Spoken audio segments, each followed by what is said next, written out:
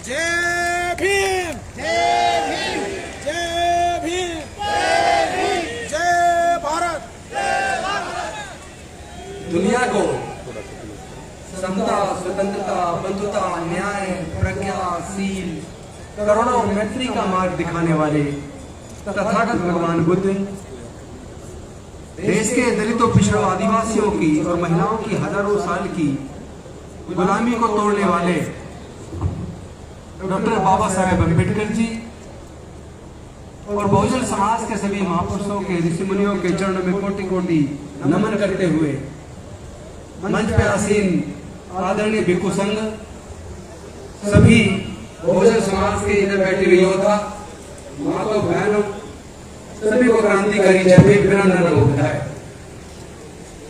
आज बेहद खुशी है कि जिस कार्यक्रम को डॉक्टर बाबा साहेब अम्बेडकर जी ने शुरू किया था,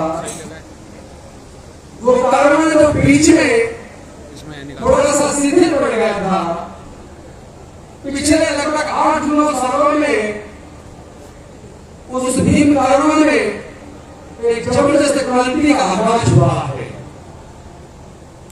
मूवमेंट तेजी से बढ़ने लगा है, मिशन की लोगों को समझ आने लगी है। मैं समझता हूं समय आ गया है ऐसे लोगों को सही मार्गदर्शन करने का, जिन लोगों ने डॉक्टर बाबा साहेब अम्बेडकर की कुर्बानी का फायदा उठाया है, जो लोग डॉक्टर बाबा साहेब अम्बेडकर के लिए रिजर्वेशन की वजह से देश के अंदर बड़े बड़े पदों पर पहुंचे हैं, जज, इंजीनियर, कलेक्टर, साइंटिस्ट बने हैं, एमपी और एमएलए बने हैं, मंत्री और मुख्यमंत्री बने हैं, यहाँ तक कि राष्ट्रपति भी बने हैं, मुख्य न्यायाधीश भी बने हैं।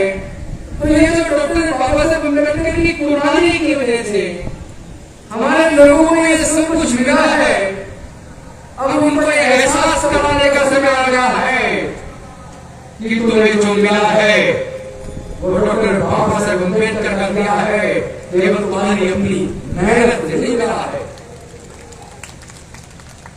आप लोग केवल अपने बीवी बच्चों में लगे, केवल अपने परिवार की तरक्की में लगे, लेकिन समाज का क्या होगा? इस समाज के हकों की रक्षा कौन करेगा? जरा सोच के देखो, कई हजार सालों तक हमारे समाज के पढ़ने लिखने पर बंदिश थी, हमारे समाज के व्यापार करने पर बंदिश थी, हमारे समाज की संपत्ति रखने पर बंदिश थी, मान्यता का बंधन नहीं था।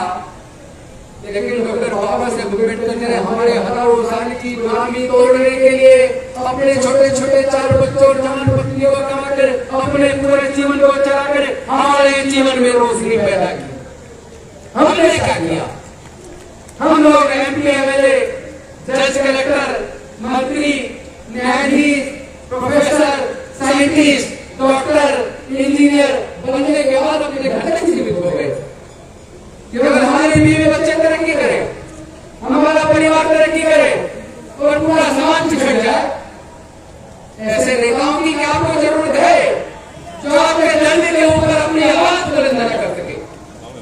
कहीं अपनी इज्जत लूट गए, भाई कटन होता रहे और हमारे सांसद, विधायक, मंत्री अपनी केवल कुर्सी में मशहूर हो जाए। क्या वो संसद के अंदर में हमारी आवाज नहीं उठानी चाहिए? क्या एमपी, एमएलए को हमारा कोई रिप्रेजेंटेटिव नहीं बनना चाहिए? क्या वो ईमानदारी से संसद के अंदर हमारा प्रतिनिधित्व कर रहे हैं? वो लोग डॉक्टर बाबा साहेब अम्बेडकर के साथ धोखा कर रहे हैं, वो हमारे पूरे समाज के साथ धोखा कर रहे हैं।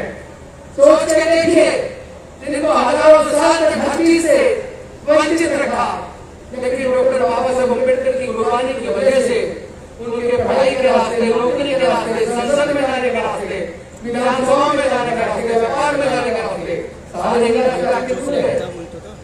लेकिन हमारे आपके सबके रहते एक अकेले डॉक्टर बाबा साहेब अम्बेडकर जी ने हुक्म किया था, हमारे सबके रहते हमारी आंखों के सामने, हमारे मुख्यमंत्री मंत्रियों के सामने, हमारे एमपी, एमएलए के सामने जो बाबा साहेब ने किया था उसमें से 70% छिन गया। तो हम लोग कहाँ हैं? कौन सी दुनिया में रह रहे हैं? अरे अब से 125 साल पहले भी डॉक्टर बाबा साहब अम्बेडकर को घड़ा छूने पे मार पड़ जाती थी, और आज 125 साल बाद भी हमारे बच्चे को घड़ा छूने पर हत्या कर दी जाती है। बदला क्या? कितनी तरक्की हुई, कितने हम आगे बढ़े, क्या इस पर चिंतन नहीं करना चाहिए? हमारे बदलने के कारण क्या है, हमारे पिछड़ेपन के कारण क्या है, क्या इन कारणों पर चिंतन नहीं करना चाहिए? जो लोग बीमारी से ग्रसित है, परेशान है, दुखी है, वो अगर दुख का कारण नहीं जानेंगे तो क्या वो दुख का निवारण कर पाएंगे? तथागत बुद्ध ने हमें क्या दिया? बुद्ध को कौन सा ज्ञान प्राप्त हुआ? कौन से चार आर्य सत्य है? कभी उसको भी पढ़ लीजिए।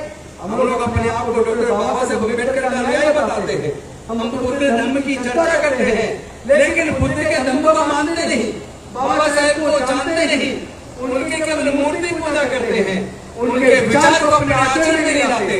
हम लोग आपस में ईर्ष्या करते हैं, एक दूसरे का विरोध करते हैं, एक दूसरे की बदनामी करते हैं, मंच पे एक दूसरे को क्रिटिसाइज करते हैं। अगर हमारा दर्द एक है तो हमारी दवा भी एक होगी। अगर बहुजन समाज के लोगों का दर्द एक है तो आपकी दवाई भी एक होगी, लेकिन आप दवाई अलग अलग ले रहे हैं तो इलाज नहीं हो रहा है। जब तक एक दर्द की एक दवाई नहीं होगी तब तक इलाज नहीं होगा। तथागत बुद्ध ने कहा था संसार में दुख है, दुख का कारण है, कारण का निवारण है, निवारण का उपाय है। तो आप अगर दुख के कारण को जानेंगे नहीं, उसके निवारण के बारे में नहीं जानेंगे, निवारण के उपाय के बारे में नहीं जानेंगे, और जानने के बाद उपाय नहीं करोगे तो आपका दुख दूर होने वाला नहीं है। मेरे समाज के लोगों का दुख दूर क्यों नहीं हो रहा? मेरे समाज के लोगों की गुलामी अभी भी खत्म होने का नाम क्यों नहीं ले रही? जब मैं इसके बारे में चिंतन करता हूँ तो मैं अपने देश की जाति के हिसाब से आंकड़े की तरफ जाता हूँ। जब मैं आंकड़ों की तरफ जाता हूँ तो मैं ये देखता हूँ कि भारत की जनसंख्या 142 करोड़ हो गई है। भारत की जनसंख्या आज 142 करोड़ हो गई है।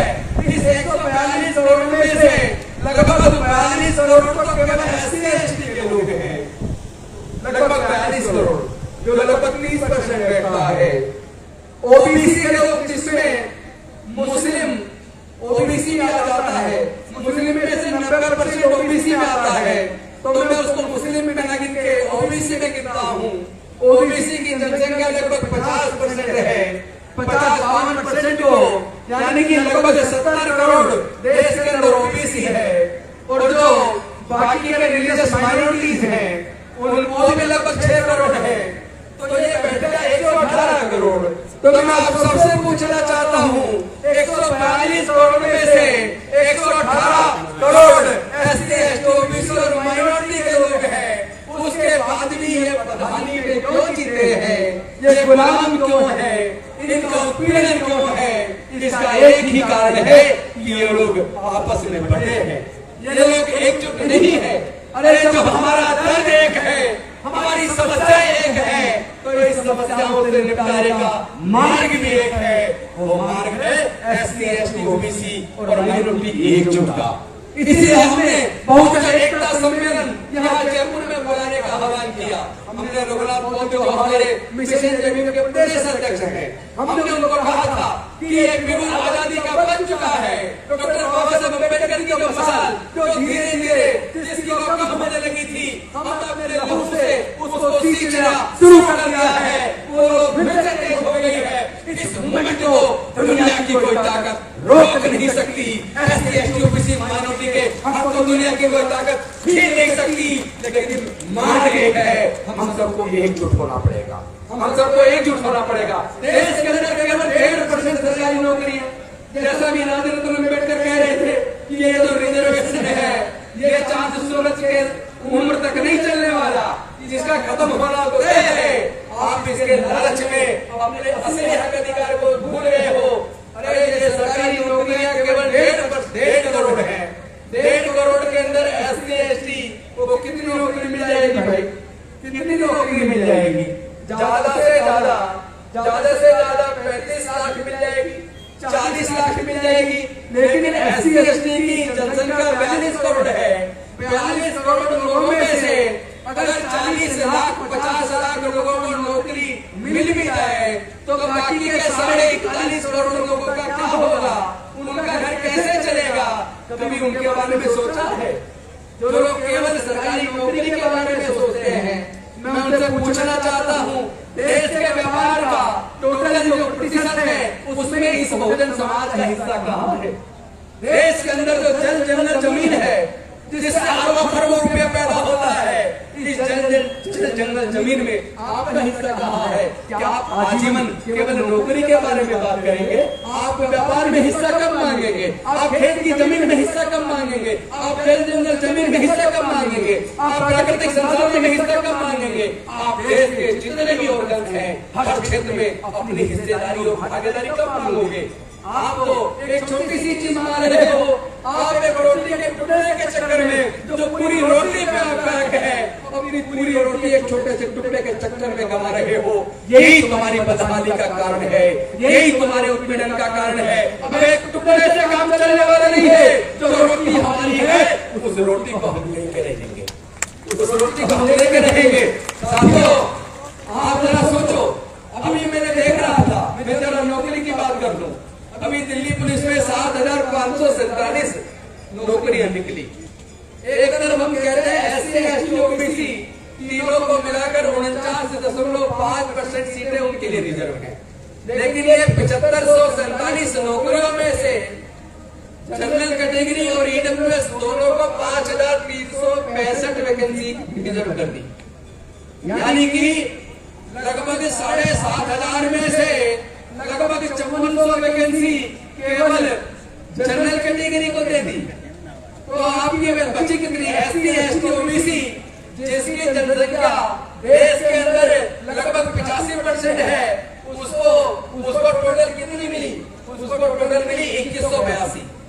यानी जनरल कैटेगरी को 5365 और SC/ST OBC यानी जनरल कैटेगरी जिसकी जनसंख्या लगभग 14% है, तो 14% को 7547 में से 5365 वैकेंसी दे दी।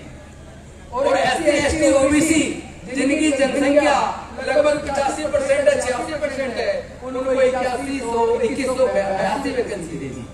यानी कि आपको केवल लगभग 25%, 30% और उन लोगों को लगभग 70%, 75%।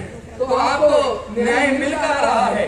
यानी जिस नौकरी के चक्कर में बाकी क्षेत्रों में आप अपना हिस्सा कमा रहे हैं, उस नौकरी में भी तो आपकी चोरी हो रही है, उसके बारे में भी तो हमारे लोग बोल नहीं रहे हैं। आपको समझना पड़ेगा कि कितनी बड़ी चीटिंग हमारे साथ हो रही है। अभी मैं एक वीडियो यूपी का देख रहा था, एक कोई लेडी थी मिसेस गुप्ता करके, उसको उन्होंने पुलिस वाले उसको घर से उठा के ले गए क्योंकि उसने बैंक का एक छोटा सा लोन नहीं चुकाया, उसको मार पिटाई लगाई गई। और मैंने अभी न्यूज देखी, सुभाष चंद्रा जो जी न्यूज के मालिक है, उन्होंने लोन दिया था, देर लोन लिया था और लोन टोटल उसका अमाउंट बैठ गया 6500 करोड़। 6500 करोड़ बैंक ने सुभाष चंद्रा से समझौता कर लिया, उसका 5000 करोड़ माफ कर दिया और 1500 करोड़ वापस लेने के लिए 6 महीने का टाइम दे दिया। यानी जो इस देश के उद्योगपति हैं उनका लाखों करोड़ माफ हो रहा है और जो देश के गरीब लोग हैं उनको 1000-2000 में उनके घर गिराए जाते हैं, उनके घर सील कर दिए जाते हैं, उनकी दुकानदारी बंद कर दी जाती है, उनको मार लगाई जाती है, उनकी गाड़ी सीज कर ली जाती है। तो कितना बड़ा धोखा इस देश में देश के दलितों, आदिवासियों, पिछड़ों, गरीबों, मजदूरों और किसानों के साथ हो रहा है, आपको पता ही नहीं है। आपको पता ही नहीं है क्योंकि इसका देश का जो मेन स्ट्रीम मीडिया है वो बेसिकली मीडिया नहीं है, वो बीजेपी का प्रवक्ता है। आप अपने घर पे कोई भी मीडिया चैनल, आप न्यूज चैनल खोल के देखो, उसमें केवल महिमा मंडन होता है मोदी जी का, उसमें महिमा मंडन होता है बीजेपी का, उसमें महिमा मंडन होता है केंद्र सरकार का और बाकी पूरा देश है गड्ढे में। यानी देश में गरीबी बढ़ रही है, देश में बेरोजगारी बढ़ रही है, देश में उत्पीड़न बढ़ रहा है, देश में नफरत बढ़ रही है और देश में जो जिनकी सरकार है उनके केंद्रीय मंत्री, उनके सांसद, उनके विधायक धर्म के नाम पे नफरती भाषण दे रहे हैं, देश को तोड़ने की साजिश कर रहे हैं और वो भारत को बदनाम पूरी दुनिया के सामने कर रहे हैं। वो भारत को तोड़ने की साजिश कर रहे हैं। वो भारत में जाति और धर्म के नाम पर नफरत पैदा कर रहे हैं। मैं आप सबसे पूछना चाहता हूँ, वो दो काम एक साथ कर रहे हैं। एक तरफ उन्होंने शिक्षा को महंगा करके आपके बच्चों से शिक्षा छीन ली, आपके बच्चों से शिक्षा छीन ली, पढ़ाई को इतना महंगा कर दिया कि आपने अपने बच्चों को हायर एजुकेशन नहीं करा पाएंगे। कई लाख रुपया चाहिए इंजीनियरिंग का कोर्स करने के लिए, मेडिकल का कोर्स करने के लिए, लॉ का कोर्स करने के लिए, PR का कोर्स करने के लिए, मैनेजमेंट का कोर्स करने के लिए। कोई भी प्रोफेशनल डिग्री आपको अपने बच्चों को करनी है तो आपको 12 से 15 लाख रुपया मिनिमम चाहिए। देश के SC, ST, OBC और माइनॉरिटी के 99% लोग ऐसे हैं जो 12 से 15 लाख रुपया अपने बच्चों को प्रोफेशनल डिग्री कराने पे खर्च नहीं कर सकते। इसका मतलब देश की सरकारों ने एक साजिश के तहत एजुकेशन को महंगा करके आपके बच्चों से एजुकेशन छीन ली। और जो डॉक्टर बाबा साहब अम्बेडकर के ये रिजर्वेशन की वजह से हमारे लोग नौकरियों में आ जाया करते थे, तो उन्होंने सरकारी संस्थानों को ही प्राइवेटाइज कर दिया। भारत के बैंक बेच दिए, इंश्योरेंस कंपनियां बेच दी, एयरपोर्ट बेच दिए, एयर इंडिया बेच दिया, रेलवे बेच दिया, एक एक करके देश के सारे सार्वजनिक उपक्रम बेच दिए। और बेचने के बाद जो प्राइवेटाइज हो गया, वहां रिजर्वेशन खत्म, यानी आपकी शिक्षा भी गई, आपकी नौकरी भी गई। अब आप क्या बनेंगे? आपके बच्चे क्या बनेंगे? पैसे के अभाव में पढ़ तो पाएंगे नहीं, नौकरी आपको मिलेगी नहीं, व्यापार करने के लिए आपके घर में पैसा नहीं है, तो आपके बच्चे मजदूर बनेंगे, आपके बच्चे मजदूर बनेंगे। और जब आपके बच्चे मजदूर बनेंगे तो आपके बच्चे फिर गुलाम बन जाएंगे। मैं आप सबसे पूछना चाहता हूँ, तेजी से नफरत का वातावरण बढ़ाया जा रहा है, तेजी से जातिगत उत्पीड़न बढ़ाया जा रहा है। ये सब इसलिए हो रहा है क्योंकि उनको ये बात पच नहीं रही कि जो हजारों साल तक उनके गुलाम रहे, उनके अंदर बोलने की ताकत कहाँ से आ गई? वो जज engineer, doctor, collector, scientist, professor बनकर उनके बगल में कैसे बैठने लगे? उनके ऑफिसर बनके कैसे आ गए? उनमें बोलने की ताकत कहाँ से आई? तो उन्होंने देखा ये बोलने की ताकत, इनको जो पढ़ने का रास्ता खुला, पढ़ने से ज्ञान आया, ज्ञान से बुद्धि आई, बुद्धि से बोलने की जुबान आई, बुद्धि से ज्ञान से अच्छे बुरे में अंतर करना आ गया। और ज्ञान से सरकारें क्या क्या छल करती हैं, उनसे अधिकार छीनती हैं, उसको समझना आ गया। तो सरकारों से सवाल करने लगे।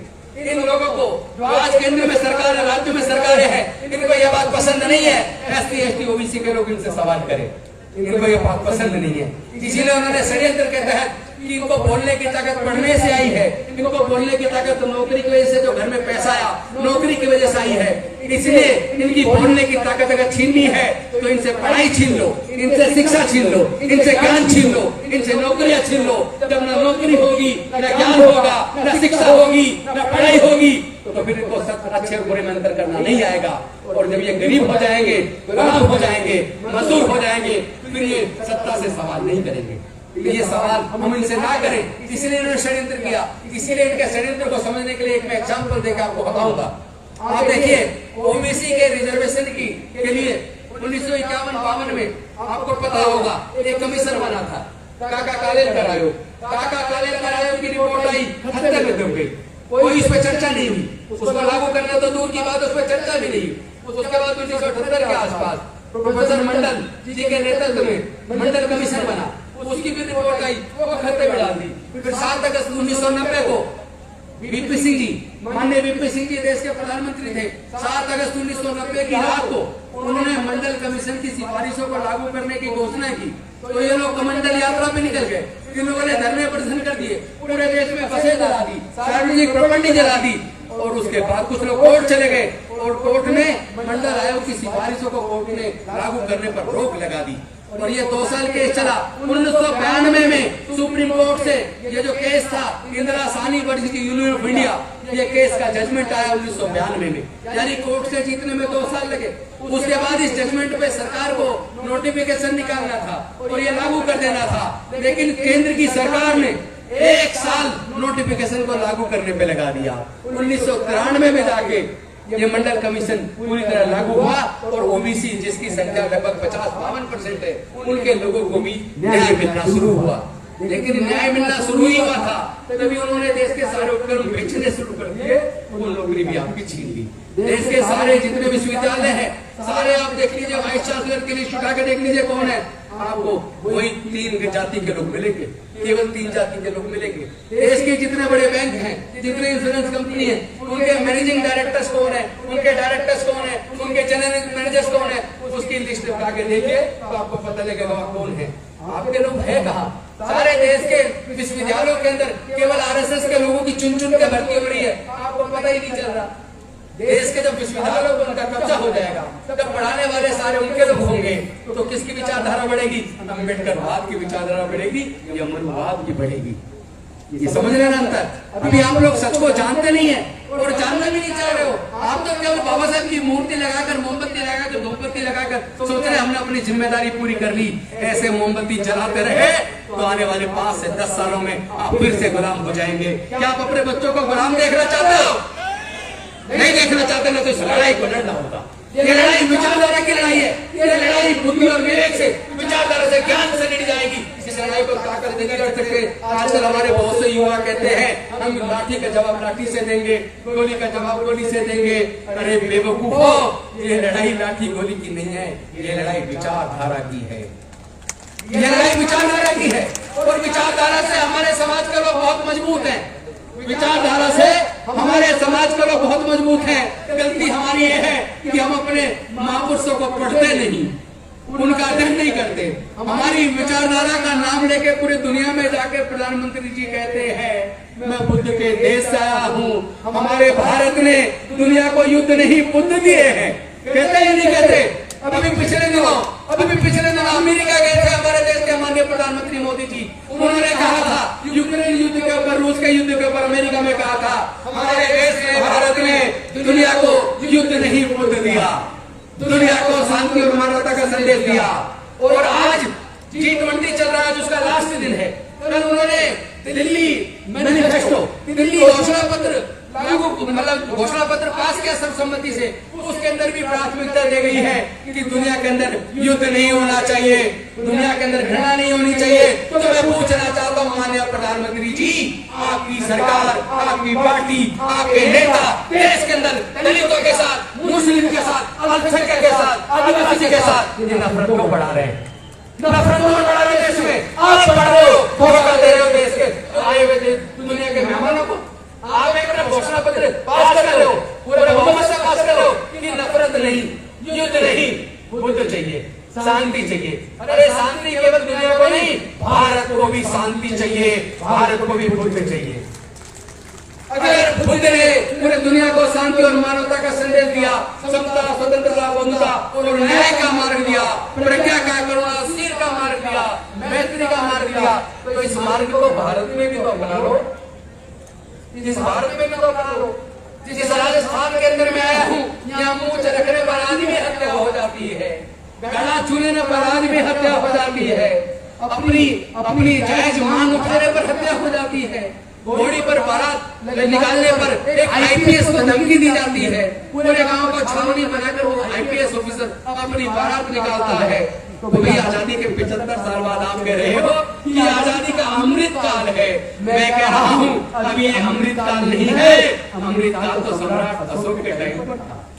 अमृत काल तो सम्राट अशोक के टाइम पर था, जिसने भारत से बुद्ध के धर्म और भारत से बुद्ध की शिक्षाओं को दुनिया के कोने कोने तक पहुंचाकर पूरे दुनिया को शांति और मानवता का संदेश दिया। तो जो प्रधानमंत्री जी दुनिया के लिए संदेश दिल्ली घोषणा पत्र में दे रहे हैं, मैं उनसे निवेदन करना चाहता हूँ एक बार अपनी सरकार को, अपने मंत्रियों को, अपने सांसदों को, अपने विधायकों को, अपने कार्यकर्ता को भी बता दो कि नफरत से देश नहीं चलता, नफरत से नफरत फैलती है और प्यार से प्यार फैलता है। आप प्यार फैलाइए, हम प्यार फैलाएंगे, नफरत नहीं फैलाएंगे। लेकिन अगर आप समझते हम कमजोर हैं, देश के SC ST OBC माइनॉरिटी के लोग कमजोर है, तो याद रहे हम डॉक्टर बाबा साहब अम्बेडकर का दूर है, हम डॉक्टर बाबा साहब अम्बेडकर की सरकार है, हम कमजोर नहीं है, हम जवाब देना जानते हैं, हम जवाब देना जानते हैं। लेकिन हम जानते हैं लड़ाई विचारधारा की है, इसलिए हम कभी भी जीवन में हाथ में हथियार नहीं उठाएंगे। हम हथियार नहीं उठाएंगे, हम बुद्ध के ज्ञान को लेकर, बाबा साहब की मसाल को लेकर, बुद्ध के विचारधारा को लेकर, बाबा साहब की विचारधारा को लेकर, अपनी विचारधारा के आधार पर जो शांति और मानवता की विचारधारा है, जो प्रज्ञाशील और व्यक्ति करुणा पर आधारित है, इस विचारधारा से आपकी नफरत की विचारधारा को हराएंगे। हम अपने प्यार से आपके इस नफरत को प्यार में बदल देंगे। ये शक्ति बुद्ध के अंदर है, ये शक्ति डॉक्टर बाबा साहब अम्बेडकर के अंदर है। और साथ में याद रहे, हमें जल जंगल जमीन तीनों में हिस्सेदारी भागीदारी चाहिए। सरकारी ठेकों में हमें हिस्सेदारी भागीदारी चाहिए, देश के सारे संसाधनों में हमें हिस्सेदारी भागीदारी चाहिए। और जो देश के सरकारी संसाधनों को हमने प्राइवेटाइज किया है, हमें वापस उनका राष्ट्रीयकरण चाहिए। हमें वापस राष्ट्रीयकरण चाहिए, सारे बैंकों का फिर से राष्ट्रीयकरण चाहिए, सारी इंश्योरेंस कंपनी का फिर से राष्ट्रीयकरण चाहिए, रेलवे का फिर से राष्ट्रीयकरण चाहिए। जो जो आपने बेचा है, या तो वापस करो या तो उसका राष्ट्रीयकरण करो। और एक बड़े आंदोलन की तैयारी आपके खिलाफ हम बहुजन समाज के लोग करने वाले, हम झुकने वाले नहीं हैं, न हम डरते हैं, न झुकते हैं, न बिकते हैं। हम विचार वाले लोग हैं, हम डॉक्टर बाबा साहब अम्बेडकर की विचारधारा को मानने वाले लोग हैं। जो आपने छीना है, गिरबान पकड़कर वापस छीनने की ताकत हम रखते हैं। बहुजन समाज के लोगों को कहना चाहता हूँ, अपनी इस वोट की कीमत को समझो, अपनी इस वोट की कीमत को समझो। ये संविधान सभा के सदस्य तो आपको हमें वोट नहीं दिलाना चाहते थे। ये वोट का अधिकार केवल इनकम टैक्स पेई को, केवल ग्रेजुएट को, केवल बड़े जमींदारों को देना चाहते थे।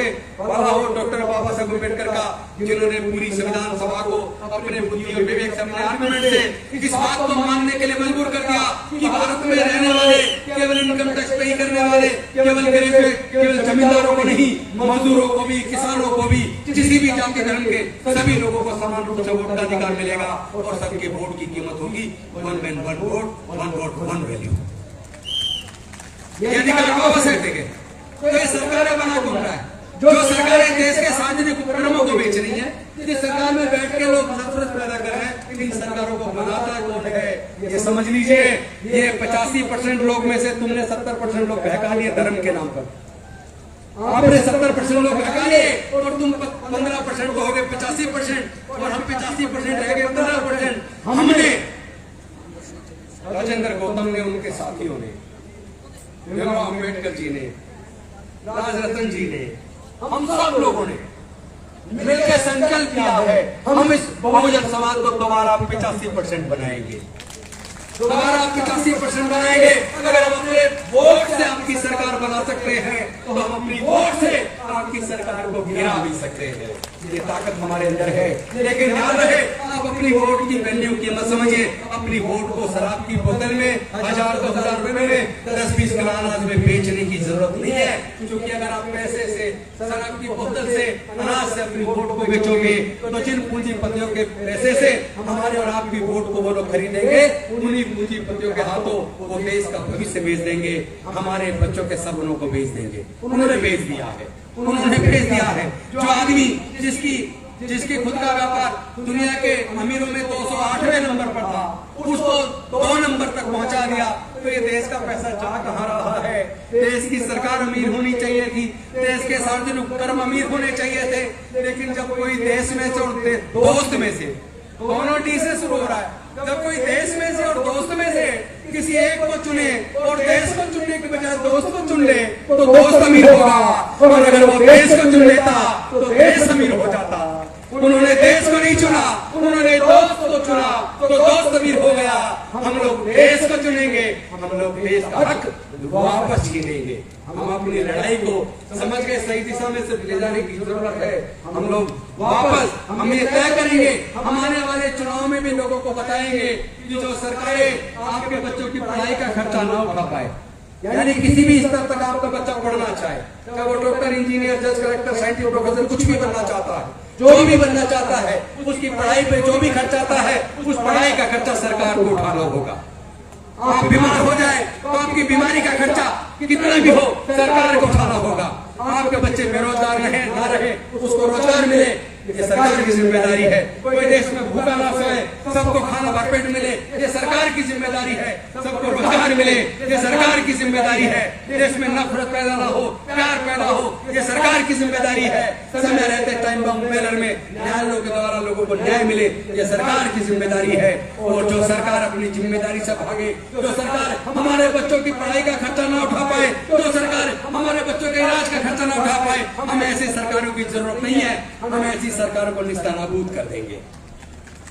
इन्हीं शब्दों के साथ, इस आह्वान के साथ, इस बहुजन एकता को बनाने के लिए जो भी कुर्बानी देनी पड़े, लोग कहते हैं गौतम जी आपने बहुत बड़ी कुर्बानी दी है, मंत्री पद त्याग किया।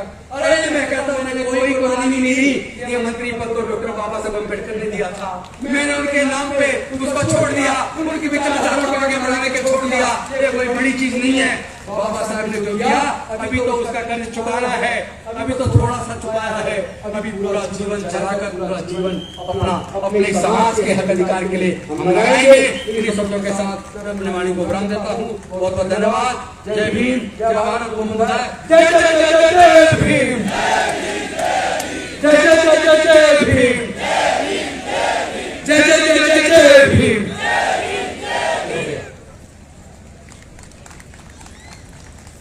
बहुत बहुत धन्यवाद साधुवाद हमारे उस संबोधन के माध्यम से सभी को अपने विचार की जो आइडियोलॉजी और सभी जो आह्वान किया है उसके लिए बहुत बहुत साधुवाद। अब साथियों, आप इस वीडियो के बारे में अपनी राय अवश्य दें तथा वीडियो को लाइक, शेयर और कमेंट्स साथ साथ चैनल को सब्सक्राइब करना न भूलें। धन्यवाद।